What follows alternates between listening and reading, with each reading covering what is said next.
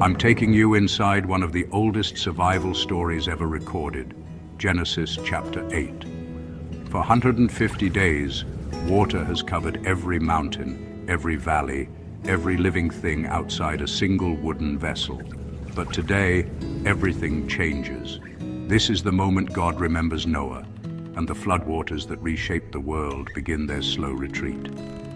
Genesis 8:1-3 marks the turning point with 3 words: God remembered Noah. Around day 150, wind passes over the earth. The fountains of the deep, those subterranean sources that burst open, now close. The rain from heaven stops. The waters begin a measured recession from the earth's surface. This isn't a sudden drain, it's a gradual, deliberate process. Then comes a date we can anchor, the 17th day of the 7th month. Genesis 8:4-5 records that the ark comes to rest on the mountains of Ararat. By the 10th month, the first day, mountaintops break the surface, dark peaks rising from an endless sea. Noah can see land again, but he cannot yet walk on it. 40 days pass. Genesis 8:6-9 tells us Noah opens the window he built into the ark. He sends out a raven, a bird built for endurance. It flies back and forth, finding enough carrion or debris to survive, never returning to the ark. Then Noah sends a dove. Unlike the raven, the dove finds no resting place, no dry ground, no tree branch. It circles and returns to Noah's hand. The earth is still too wet. In Genesis 8:10-12, Noah waits 7 days and sends the dove again. This time it returns at evening with something extraordinary, a freshly plucked olive leaf in its beak. Life has returned. Trees are growing. 7 more days, third sending. The dove does not come back.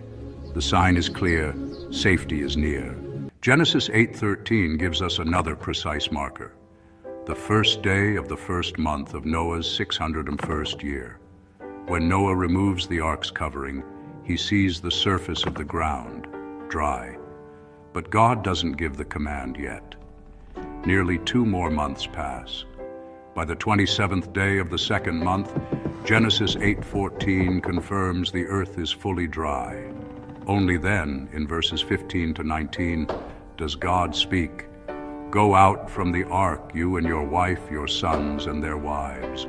Bring out every living thing, birds, animals, creatures that crawl, so they can multiply on the earth and be fruitful." The door opens. After more than a year inside, every creature emerges into a world made new.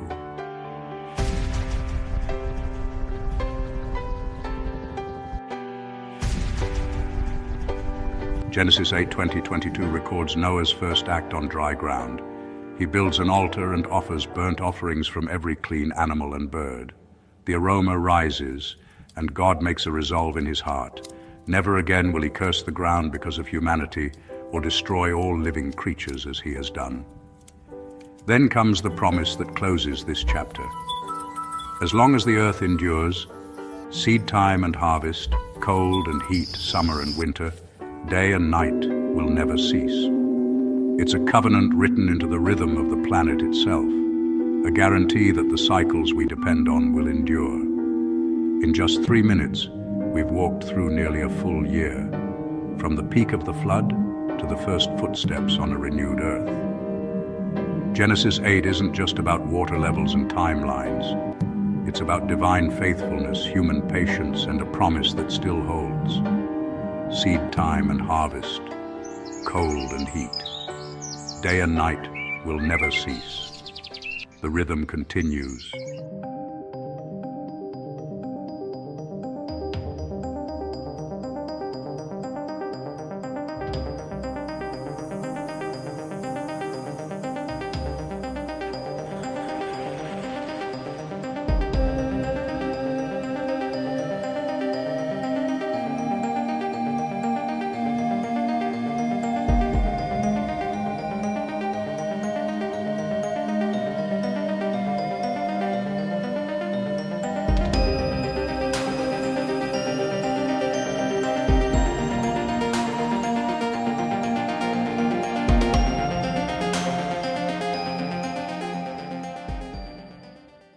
Welcome back, family.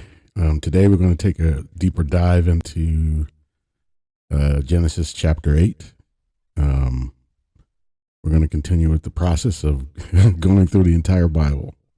Hopefully we'll get through it one day, but we've gotten this far. It's been a while, but we've gotten to chapter 8, and the title is basically The Flood Subsides. So we're going to look at what happened when the waters started receding. What did Noah do? What did Yahweh do? So in verse 1, we have, and God remembered Noah and every living thing and all the cattle that was with him in the ark, and God made a wind to pass over the earth, and the waters assuaged. The fountains also of the deep and the windows of heaven were stopped, and the rain from heaven was restrained. And I believe, if memory serves, in the book of Jubilees, it said that the waters were stopped right around the Moedim, or the annual Sabbath called Sukkoth. I'll double check as we go along, but yeah, these things are all connected. So the holy appointments, which are the annual Sabbaths or the holy days, were being observed or were instituted long before Moses. So this is just one of the instances. So, for instance, Moses got the law on the top of Mount Sinai on the day of Pentecost. And there's several other things that happened on the day of Pentecost, long before Moses, which gives you, it tells you that these things were already instituted. Moses was just renewing it with the children of Israel after they left Egypt. So this information they had forgotten, en masse. And so he's reinstituting these things that the patriarchs observed. And note, Noah, and I keep having to emphasize these things because people don't understand. It's like their brains can't accept it. Noah was not a Jew. Noah was not an Israelite. You follow me? Noah was none of these things. He was not Jewish. Stop it. Stop the madness. If you have any critical thinking whatsoever, you will understand why this is important. Noah was also not a Gentile. I've heard people who almost get it, but they go south on that point. They say, oh, Abraham was a Gentile and Noah was a Gentile. No, they were not Gentiles. If you remember, initially, the term Gentile was applied to the children of Japheth, who lived in the north and in the Isles. So in the beginning, the only Gentiles were the children of Japheth. Now, Noah is the father of all three, Shem, Ham, and Japheth. He's not a Gentile. Okay, so let's get that straight. Let's get that clear. But he's also not an Israelite, and he's also not a Jew, and he's definitely not Jewish. So get that into your minds. Until you can get these concepts into your minds, nothing makes sense. Okay, so I'm trying to get you to do critical thinking. I know the education system in America does not prepare people for critical thinking. It prepares people to regurgitate things that are being, drilled into their heads. It doesn't teach people to think. I'm asking you to think. So anyway, getting back on track. So the Moedim, or the annual Sabbaths, which you will see that Noah, Abraham, and probably all the other patriarchs previous also observed. Okay, Moses just brought it back to the understanding, brought that understanding back to the children of Israel who had lost that understanding. So let's continue. And the waters returned from off the earth continually. And after the end of the 150 days, the waters were abated. And the ark rested in the 7th month, on the 17th day of the month, upon the mountains of Ararat. Well, that's interesting too, because on the 7th month, on the 14th day of the month, is the beginning of Sukkot, right? Which is it's a representation of the millennial reign of Christ. You know, so if you're a Christian, you may have heard these things, but you didn't understand what they meant. I would suggest to you that you guys put away the pagan holidays, which literally mean nothing. In vain do they worship me.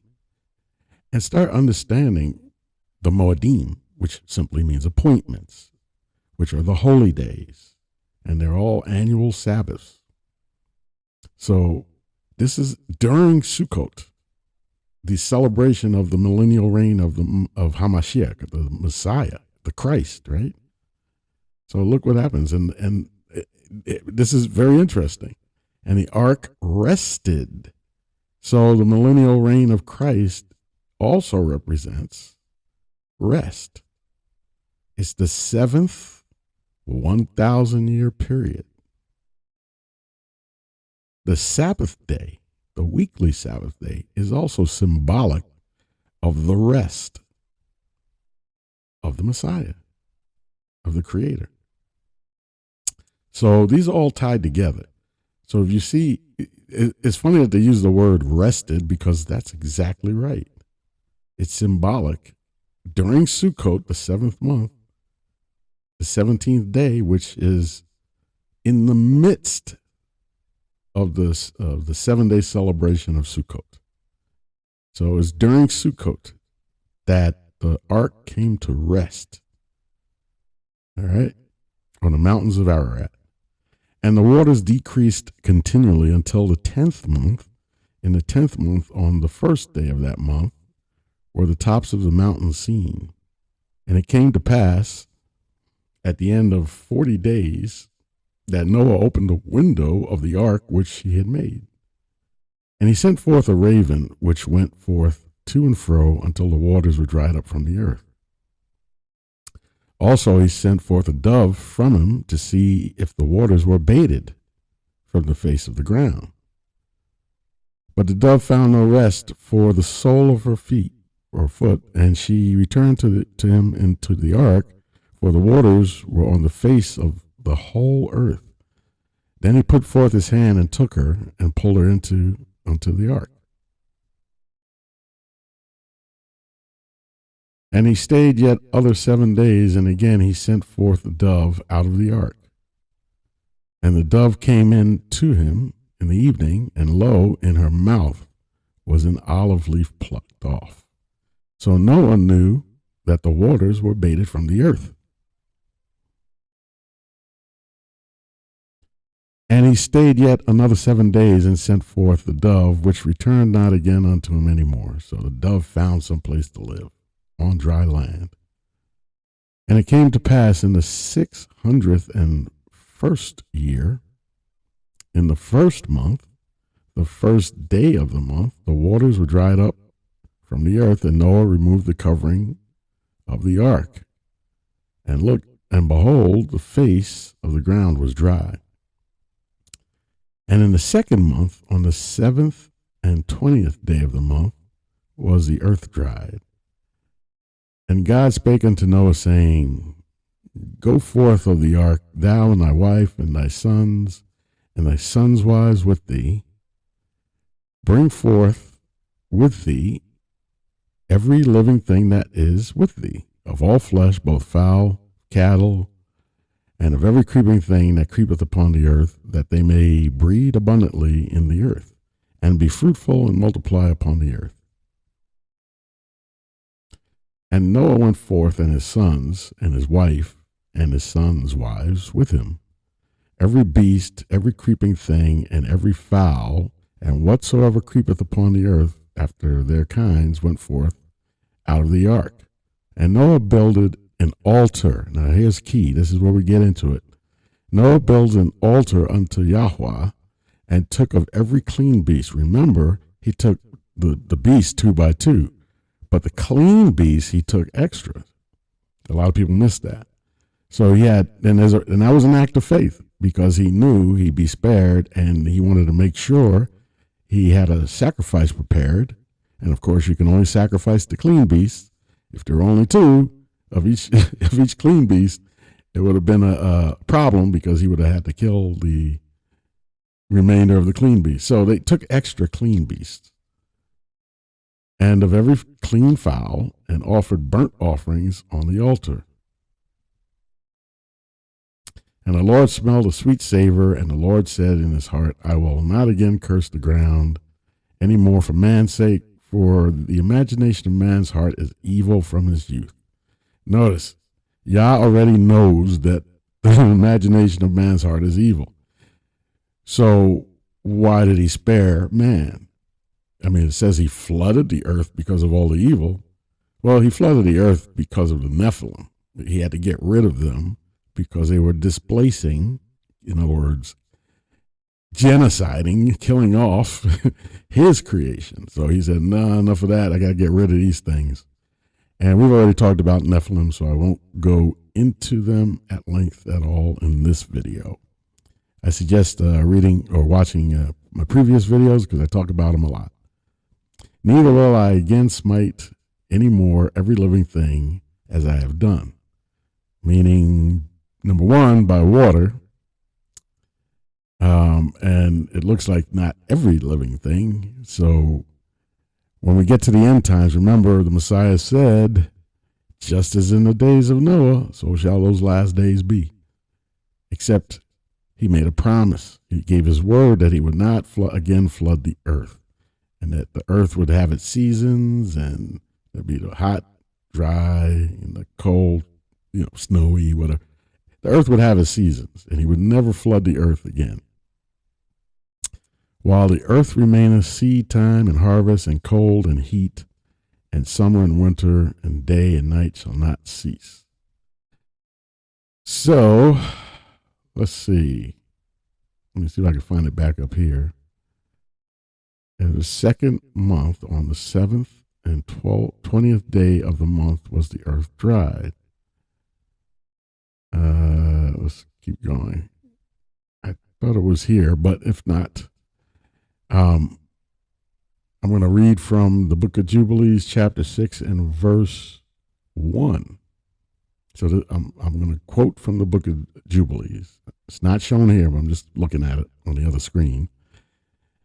And on the new moon of the 3rd month, he went forth from the ark and built an altar on that mountain. And he made atonement for the earth and took a kid, he took a kid and made atonement by his blood for all the guilt of the earth, and for everything that had been on it had been destroyed, save those that were in the ark with Noah. And he placed the fat thereof on the altar. And he took an ox and a goat and a sheep and kids and salt and a turtle dove and the young of a dove, and placed a burnt sacrifice on the altar, and poured thereon an offering mingled with oil and sprinkled with wine, and strewed frankincense over everything, and caused a goodly savor to arise, acceptable before Yahweh. And let me scroll down. There's a lot of good stuff here.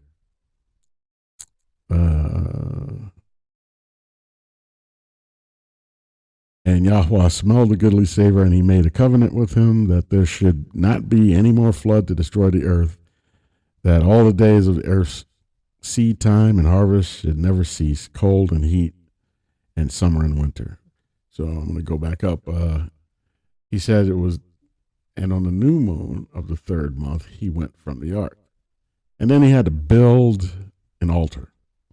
And you don't know how long that took. It could have been that he did it in one day, but I just want to emphasize something here. The 3rd month corresponds to about June, or a certain time frame in June, generally speaking, which comes around the time of Pentecost. And he made an offering, and then he entered into covenant with the Most High. And my guess is the covenant was entered into on about probably the first week to the second week of the third month, sometime in June. Well, that time frame lines up with Pentecost, or what we call Shavuot. So what you're going to see all through the Book of Jubilees, it harps on it, because the Book of Jubilees is what I call a book of time. It emphasizes time frames. Like on the new moon of the third month, it does a lot of that, and there's a reason for it. So what you're going to see, it was the time frame of Shavuot or Pentecost. Moses went up the mountain, got the Ten Commandments on Pentecost. Yahweh promised Abraham he would have a son on Pentecost. Then, of course, we know the Holy Spirit was given on Pentecost. That was a new covenant. So I call Pentecost the Day of Covenants. It seems like every time Yah wants to establish a covenant with someone, one of his Kodashim, his holy ones, I guess you would say, it seems like he picks Pentecost a lot. So that should tell you something. These appointments are real. It's not like Christmas and Easter, which are just random things men invented. The term Moedim literally means appointment. And for any of you who have doctor's appointments, at least out here in California, they get really upset if you miss your appointment. You know, it's not a good thing. So I'm just pointing out that this covenant was probably made during Pentecost. So I call Pentecost the Day of Covenants. But anyway, I'm not going to belabor that. I think we're going to end it on that note. I just wanted to point out some details that I see in chapter 8 of Genesis. So, you know, remember, Genesis is not just an ordinary book. It's packed with information. In fact, there are one-line sentences that you could write an entire book on what happened, you know, like, and the sons of God saw the daughters of men and they were fair. And, you know, the book of Enoch starts with that whole thing. And it's a lot of information packed into that, you know, one line. But anyway, I'm going to leave you with that thought. Hey, what I've done is I've, in my video, I have my own ads that I put in there. And they're for my books, coloring books, and my first novel, which is God Through the Eyes of the Hebrews, The Elephant in the Temple. So take a look at those. There's some good information in that. The coloring books, obviously, are for the kids, but I also quote the scriptures that these pictures are, you know, designed around. So it's excellent information for your kids to learn from. And so I'm going to call it a day. And oh, by the way, make sure you stay to the end. We got other videos that you might want to, you know, check out, because they continue with these concepts. So stay to the end and hit our playlist, and that should get you into the swing of things. You could catch up on all the videos before this and get up to speed. With that said, Yah bless, and everybody have a good day.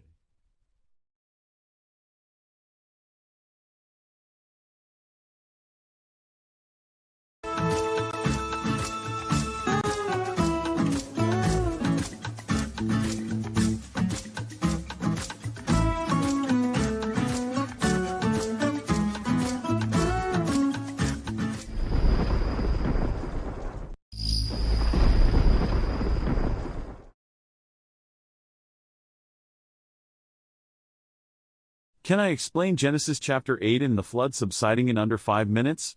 Genesis chapter 8 marks a significant turning point in the biblical narrative of the flood.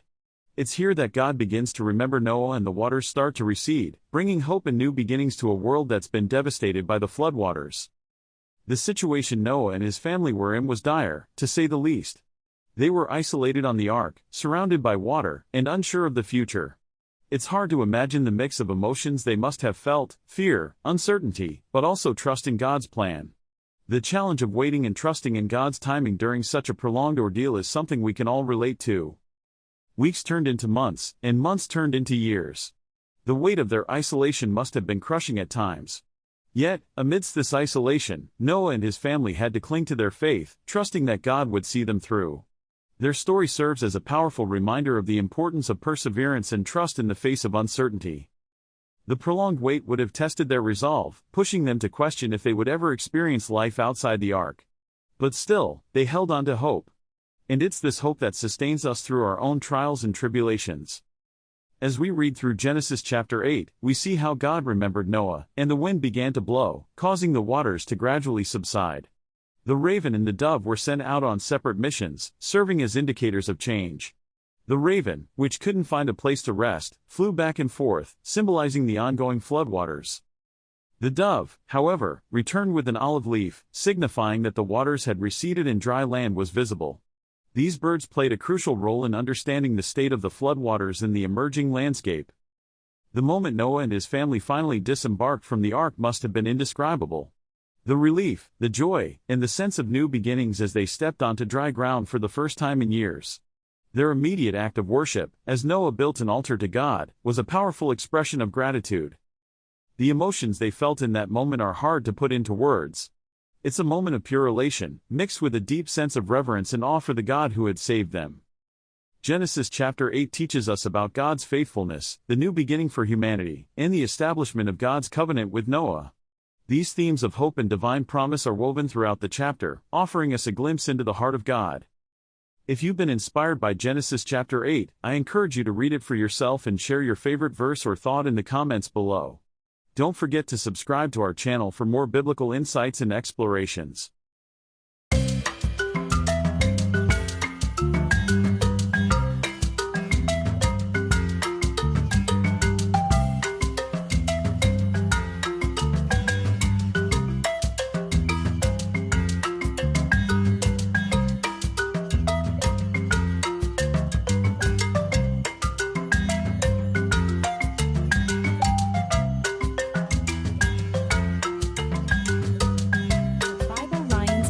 Book for Kids, Volume 2. Available August 15, 2025 on Amazon. The Bible Lions Coloring Book for Children. Color 30 fun designs of inspirational verses and Christian artwork. A beautiful children's coloring book designed to fill your child's mind with the positive words of God's love. The Bible Lions Coloring Book for Kids was designed to be a fun, yet effective way to help children calm their tension. Hand-lettered quotes and adorable hand-designed illustrations will inspire your child as they reflect on God's promises.